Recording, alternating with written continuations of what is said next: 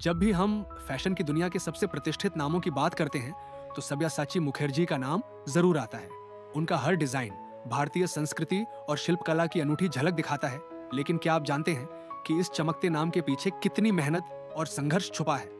यह कहानी सिर्फ एक सफल फैशन डिजाइनर बनने की नहीं है, बल्कि यह उस जज्बे और जुनून की कहानी है जिसने एक मध्यम वर्गीय परिवार के साधारण लड़के को भारत के सबसे बड़े फैशन ब्रांड का संस्थापक बना दिया। गरीबी, समाज की बंदिशें, परिवार का विरोध और आर्थिक तंगी, इन सभी कठिनाइयों के बावजूद सब्यासाची ने अपने सपनों को नहीं छोड़ा और अपने दम पर अपनी अलग पहचान बनाई। कैसे एक छोटे से घर में बैठकर कपड़ों के डिजाइन बनाने वाला लड़का एनआईएफटी में दाखिला लेने के लिए अपनी पुरानी किताबें बेचता है, कैसे उसने बिना किसी बड़े ब्रांड या कनेक्शन के सिर्फ 20,000 रुपए से अपना फैशन ब्रांड शुरू किया, और कैसे उसके ट्रेडिशनल डिजाइनों ने भारतीय फैशन को वैश्विक मंच पर पहुंचा दिया। यह कहानी न सिर्फ प्रेरणा देती है, बल्कि यह सिखाती भी है कि अगर आप अपने सपनों के लिए पूरी ईमानदारी और मेहनत से जुट जाएं, तो कोई भी मुश्किल आपको रोक नहीं सकती। आइए जानते हैं सब्यासाची मुखर्जी की इस अविश्वसनीय यात्रा के बारे में। जब हालात कठिन होते हैं तो या तो इंसान टूट जाता है या नया रास्ता बना लेता है। सब्यासाची मुखर्जी की कहानी इस बात का सबसे बड़ा उदाहरण है कि अगर इंसान के भीतर जुनून और हिम्मत हो तो वह किसी भी मुश्किल को पार कर सकता है। उनका सफर सिर्फ एक फैशन डिजाइनर बनने का नहीं था, बल्कि यह उन तमाम चुनौतियों से लड़ने की भी कहानी है जो एक मध्यम वर्गीय परिवार के बच्चे को अपने सपनों की ओर कदम बढ़ाने से रोकती हैं। 23 फरवरी 1974 को पश्चिम बंगाल के कोलकाता शहर में जन्मे सब्यासाची मुखर्जी का बचपन उतना ही साधारण था जितना एक आम भारतीय मध्यम वर्गीय बच्चे का होता है। उनके पिता सुशील कुमार मुखर्जी एक सरकारी कर्मचारी थे और परिवार की रोजमर्रा की जरूरतें उनके वेतन से पूरी होती थीं। माँ संध्या मुखर्जी घर में साहित्य और कला से जुड़ी हुई थीं। वे खुद तो पेशेवर कलाकार नहीं थीं, लेकिन उन्हें पेंटिंग, कढ़ाई बुनाई और पुराने बंगाली साहित्य पढ़ने का बहुत शौक था। शायद यही कारण था कि सब्यासाची के मन में भी बचपन से ही रंगों और डिजाइन को लेकर एक अलग सा आकर्षण था। उनका घर बड़ा नहीं था, लेकिन माँ पिता का प्यार और घर की सादगी ने उन्हें संस्कार दिए। वे उन बच्चों में से थे जो घंटों तक अपनी माँ की पुरानी साड़ियों को निहारते रहते, उनकी बारीक डिजाइनों को देखते और यह सोचते कि आखिर इनकी सिलाई कैसे हुई होगी। घर में जब भी कोई पुराना कपड़ा बचता तो वे उसे नई तरह से काट छांट कर उसे कुछ नया बनाने की कोशिश करते। लेकिन उस समय किसी को भी अंदाजा नहीं था कि यह आदत आगे चलकर उन्हें एक अलग मुकाम पर ले जाएगी। हर परिवार की तरह सब्यासाची का घर भी ठीक ठाक चल रहा था। उनके पिता की सरकारी नौकरी थी, इसीलिए कम ही सही लेकिन आमदनी तय थी। लेकिन जब सब्यासाची महज 15 साल के थे तभी उनकी जिंदगी में एक बड़ा झटका लगा। उनके पिता की नौकरी छूट गई। ये एक ऐसा दौर था जिसने पूरे परिवार को हिलाकर रख दिया। अचानक घर में आर्थिक तंगी आ गई। पहले जहां महीने की तनख्वाह पर घर का खर्च आराम से चलता था, अब हर छोटी से छोटी चीज के लिए सोचना पड़ता था। जो किताबें वे बिना सोचे समझे खरीद लेते थे, अब उन्हें संभाल कर रखना पड़ता था।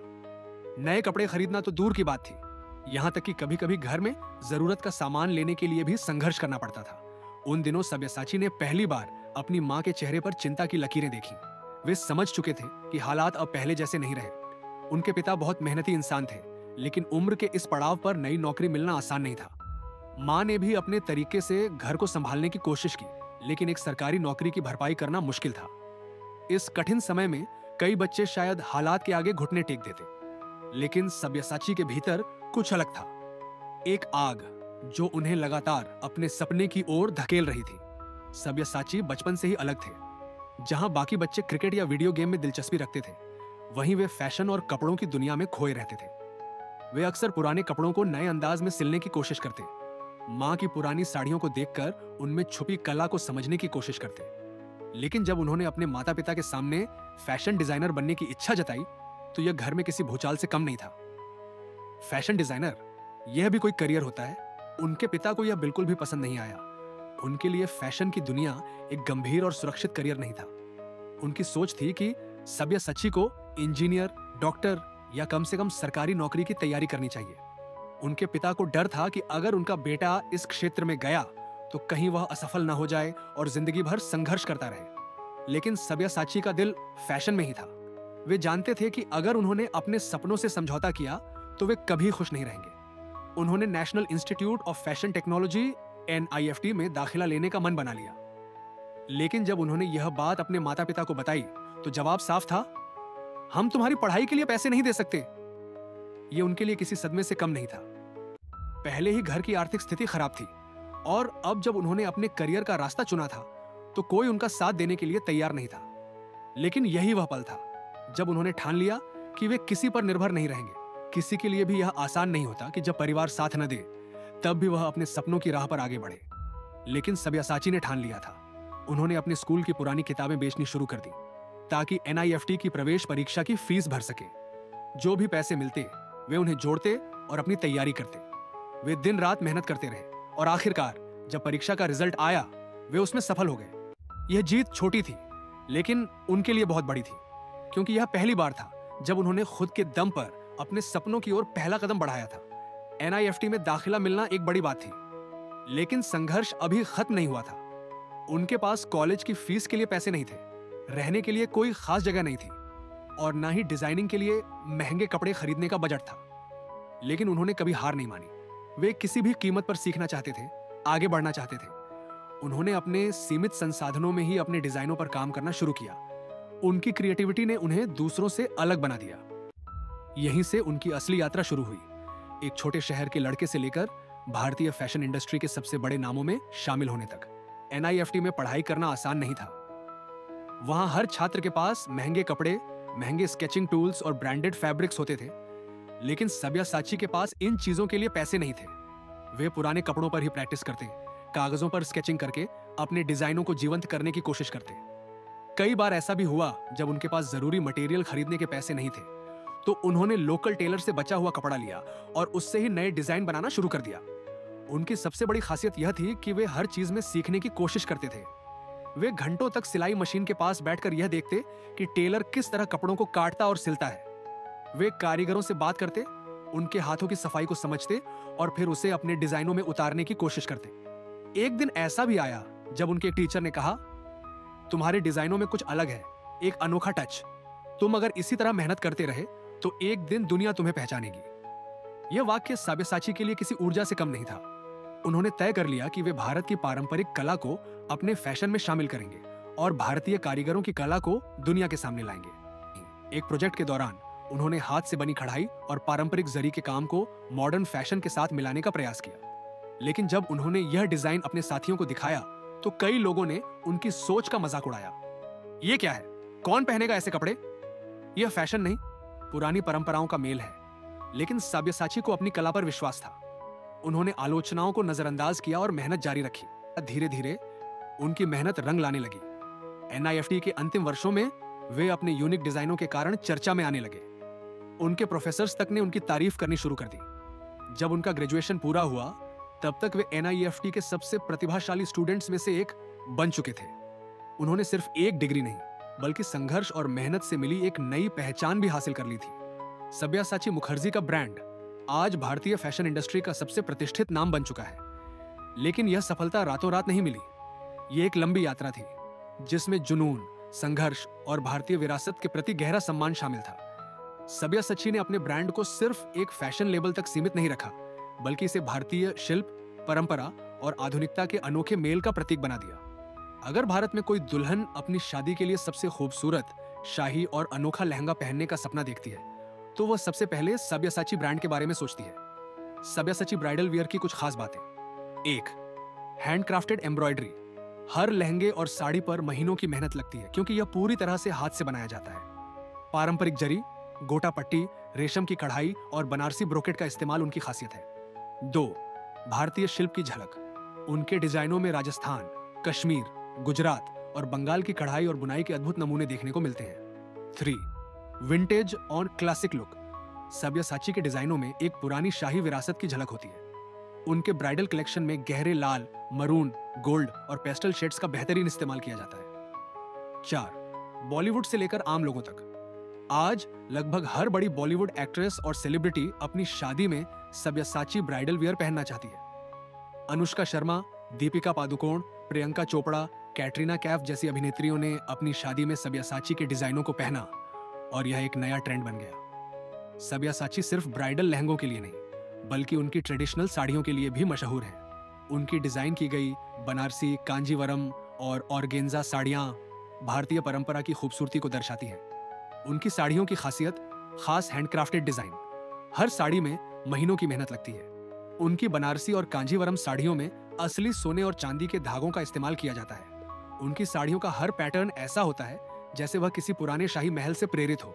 विद्या बालन, रेखा, दीपिका पादुकोण और ऐश्वर्या राय जैसी एक्ट्रेसेस उनकी साड़ियों को रेड कार्पेट और इवेंट्स में पहनती हैं। 2017 में सब्यासाची ने सिर्फ कपड़ों तक ही सीमित न रहते हुए Sabyasachi fine and heritage jewellery की शुरुआत की। उन्होंने भारतीय शादियों के लिए कुछ सबसे खूबसूरत और रॉयल ज्वेलरी डिजाइन किए, जो दुल्हनों को एक शाही रानी जैसा लुक देते हैं। उनकी ज्वेलरी में देखने को मिलता है रियल गोल्ड, अनकट डायमंड और पोल्की वर्क। हर ज्वेलरी पीस एक आर्ट वर्क की तरह होता है, जिसे मास्टर कारीगर हाथों से बनाते हैं। सब्यासाची का जादू सिर्फ भारत तक सीमित नहीं रहा। उन्होंने A&M, क्रिस्टियन लुबुतिन और बर्गडोर्फ गुडमैन जैसे वैश्विक ब्रांड्स के साथ कोलैबोरेशन किया। 1. A&M x सब्यासाची 2021 ये एक खास कलेक्शन था जिसमें सब्यासाची के डिजाइनों को वेस्टर्न स्टाइल के साथ जोड़ा गया। भारतीय प्रिंट्स और हैंडलूम फैब्रिक का उपयोग कर ग्लोबल फैशन मार्केट में भारतीय स्टाइल को पेश किया गया। यह कलेक्शन इतना सफल रहा कि कुछ ही मिनटों में सारे आउटफिट्स ऑनलाइन सोल्ड आउट हो गए। तो जब सब्यासाची ने प्रसिद्ध फ्रेंच शू डिजाइनर क्रिस्टियन लुबुतिन के साथ मिलकर जूतों की एक खास रेंज लॉन्च की, तो यह एक बहुत बड़ी उपलब्धि थी। यह जूते पूरी तरह से हाथ से बनाए गए थे और इनमें भारतीय कढ़ाई का इस्तेमाल हुआ था। 3. बर्गडॉर्फ गुडमैन के साथ लग्जरी इंडस्ट्री में प्रवेश। इस कोलैबोरेशन ने सब्यासाची को अमेरिका के सबसे प्रतिष्ठित लग्जरी स्टोर्स में जगह दिलाई। अब उनके डिजाइन किए गए कपड़े, साड़ियां और ज्वेलरी न्यूयॉर्क के अमीर और एलीट क्लाइंट्स के लिए उपलब्ध हैं। आज सब्यासाची ब्रांड के भारत और विदेशों में कई एक्सक्लूसिव स्टोर्स हैं। ये स्टोर्स फैशन के किसी मंदिर से कम नहीं लगते। भारत में उनके फ्लैगशिप स्टोर्स कहां हैं? मुंबई, यह उनका सबसे बड़ा स्टोर है, जो एक भव्य महल जैसा दिखता है। दिल्ली, पुरानी विरासत और आधुनिकता का खूबसूरत मेल। कोलकाता, सब्यासाची के अपने शहर में सबसे ऐतिहासिक स्टोर। हैदराबाद, इस स्टोर की इंटीरियर डिजाइनिंग देखकर हर कोई मंत्रमुग्ध हो जाता है। न्यूयॉर्क, USA, यह सब्यासाची का पहला अंतर्राष्ट्रीय स्टोर है जहां विदेशी लोग भी उनकी भारतीय कला की खूबसूरती को सराहते हैं। सब्यासाची मुखर्जी का मानना है कि फैशन सिर्फ एक व्यापार नहीं है, बल्कि यह एक विरासत है। उन्होंने अपने ब्रांड को सिर्फ कपड़ों तक सीमित नहीं रखा, बल्कि इसे भारतीय संस्कृति और परंपरा को पुनर्जीवित करने का एक जरिया बना दिया। वे भारत के ग्रामीण कारीगरों को रोजगार देते हैं और उनकी कला को दुनिया के सामने लाते हैं। उनके डिजाइनों में पुराने जमाने की शाही सुंदरता और मॉडर्न एस्थेटिक्स का बेहतरीन तालमेल देखने को मिलता है। उनका हर डिजाइन यह संदेश देता है कि भारतीय फैशन को ग्लोबल पहचान दिलाने का सपना साकार हो चुका है। ब्रांड सब्यासाची की शुरुआत 1999 का साल था। सब्यासाची मुखर्जी निफ्टी से अपनी पढ़ाई पूरी कर चुके थे, लेकिन अब उनके सामने एक और बड़ी चुनौती खड़ी थी, अपने खुद के ब्रांड की शुरुआत करना। एक मध्यम वर्गीय परिवार से आने वाले सब्यासाची के पास न तो कोई बड़ी पूंजी थी, न ही फैशन इंडस्ट्री में कोई बड़ा कनेक्शन। उन्होंने अपनी पूरी जिंदगी संघर्ष में बिताई थी और अब एक नया संघर्ष उनका इंतजार कर रहा था। एक ऐसा संघर्ष जिसमें उन्हें खुद को और अपनी कला को दुनिया के सामने साबित करना था। सब्यासाची ने अपने फैशन ब्रांड की शुरुआत महज 20,000 रुपए की छोटी सी पूंजी से की। यह रकम उनके लिए बहुत बड़ी थी, क्योंकि उनके पास न तो कोई पारिवारिक संपत्ति थी और न ही कोई मजबूत आर्थिक बैकअप। यह पैसा भी उन्होंने बड़ी मुश्किल से जोड़ा था। कुछ दोस्तों से उधार लिया, अपने कुछ पुराने डिजाइनों को बेचकर थोड़ी पूंजी जुटाई, छोटे छोटे डिजाइनिंग प्रोजेक्ट से पैसे बचाए। इतने कम पैसों में फैशन इंडस्ट्री में एक नया ब्रांड खड़ा करना लगभग नामुमकिन था, लेकिन सब्यासाची ने इस चुनौती को स्वीकार किया। उन्होंने एक छोटे से स्टूडियो से अपने ब्रांड की शुरुआत की। यह स्टूडियो बहुत बड़ा या आलीशान नहीं था, बस एक साधारण सा कमरा जहां उनकी कला ने पहली सांस ली। वे खुद ही डिजाइन करते, खुद ही फैब्रिक चुनते, खुद ही कढ़ाई काम करवाने के लिए कारीगरों के पास जाते। हर छोटी से छोटी चीज में वे अपनी मेहनत और दिल लगाते। लेकिन सिर्फ एक ब्रांड शुरू करना ही काफी नहीं था। असली चुनौती थी अपने डिजाइनों को बेचना और पहचान बनाना। जब उन्होंने अपने पहले कलेक्शन को तैयार किया तो उन्होंने सोचा कि अब वे इसे मार्केट में बेच सकेंगे, लेकिन यह उतना आसान नहीं था। एक नया डिजाइनर, वो भी बिना किसी नाम और पहचान के, इसे कौन खरीदेगा? यही सवाल हर दुकान और हर रिटेलर उनसे पूछता। उन्होंने कोलकाता, मुंबई और दिल्ली के कई फैशन स्टोर्स में अपने डिजाइनों को बेचने की कोशिश की, लेकिन हर जगह से नहीं ही सुनने को मिली। कई बड़े रिटेलर्स ने उनके डिजाइनों को देखने के बाद यह कहकर मना कर दिया, तुम्हारे डिजाइन बहुत अलग हैं, लेकिन हम इसे नहीं ले सकते। यह इंडियन मार्केट के लिए बहुत अनोखा है। उनके लिए यह बहुत बड़ा झटका था।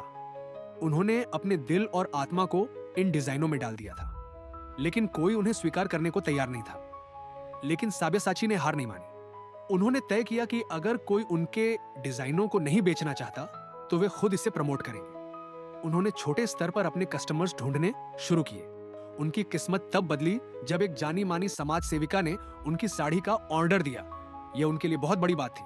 उन्होंने अपने हाथ से बनी कढ़ाई और पारंपरिक टेक्सटाइल को मिलाकर एक अनोखी साड़ी डिजाइन की। जब इस साड़ी को पहनकर वह समाज सेविका एक इवेंट में गई तो लोगों ने इस डिजाइन की तारीफ करनी शुरू कर दी। लोग पूछने लगे, ये डिजाइनर कौन है? यही वह पल था जिसने सब्यासाची को पहली बार पहचान दिलाई।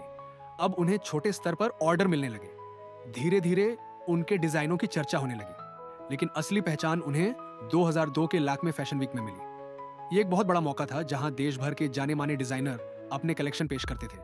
सब्यासाची ने अपने ब्रांड के पहले बड़े कलेक्शन को इसी शो में प्रदर्शित किया। उनके डिजाइनों में भारतीय कढ़ाई, जरी वर्क और पारंपरिक टेक्सटाइल का मॉडर्न टच था।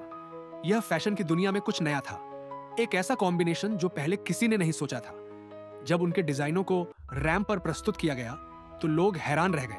उनकी कला की साधारण सुंदरता और पारंपरिक शिल्पकारी ने सभी का दिल जीत लिया। यह कौन है? यह डिजाइनर कहां से आया? यह सवाल हर किसी की जुबान पर था। सब्यासाची का नाम पहली बार राष्ट्रीय स्तर पर गूंजने लगा। कई फैशन मैगजीन्स ने उनकी सराहना की और कुछ बड़े ब्रांड्स ने उनसे कोलैबोरेशन के लिए संपर्क किया। में फैशन वीक के बाद उन्हें 2004 में लंदन फैशन वीक में हिस्सा लेने का मौका मिला। यहां भी उन्होंने अपने ब्रांड सब्यासाची के डिजाइनों को पेश किया और विदेशी फैशन इंडस्ट्री को दिखाया कि भारतीय कढ़ाई और पारंपरिक वर्क कितनी खूबसूरत और यूनिक हो सकती है। सब्यासाची मुखर्जी की कहानी हमें सिखाती है कि सपने देखने की हिम्मत रखो और उन्हें पूरा करने के लिए मेहनत करने से पीछे मत हटो। उन्होंने विपरीत परिस्थितियों में भी हार नहीं मानी और अपने टैलेंट, लगन और मेहनत से भारतीय फैशन इंडस्ट्री में एक नई पहचान बनाई। आज उनका ब्रांड सिर्फ एक नाम नहीं बल्कि भारतीय परंपरा, कारीगरी और आधुनिकता का प्रतीक बन चुका है। उनके डिजाइन्स न केवल भारत में बल्कि दुनिया भर में मशहूर हैं। लेकिन सबसे बड़ी बात यह है कि उन्होंने अपनी जड़ों को कभी नहीं छोड़ा। उनकी कहानी हमें यह सिखाती है कि सफलता सिर्फ टैलेंट से नहीं बल्कि संघर्ष, धैर्य और अपने काम के प्रति अटूट समर्पण से मिलती है। अगर आपके अंदर जुनून है और आप अपने सपनों के लिए जी जान से मेहनत करते हैं तो कोई भी बाधा आपको रोक नहीं सकती। तो अगर आप भी अपने जीवन में कुछ बड़ा करना चाहते हैं तो हार मत मानिए, खुद पर भरोसा रखिए और अपने सपनों को पूरा करने के लिए हर दिन एक कदम आगे बढ़ते रहिए। सब्यासाची की तरह आप भी अपनी किस्मत खुद लिख सकते हैं। अगर आपको ये वीडियो पसंद आई तो अपनी राय कमेंट्स में जरूर दें और आने वाले वीडियोस के लिए चैनल को सब्सक्राइब करना ना भूलें। धन्यवाद।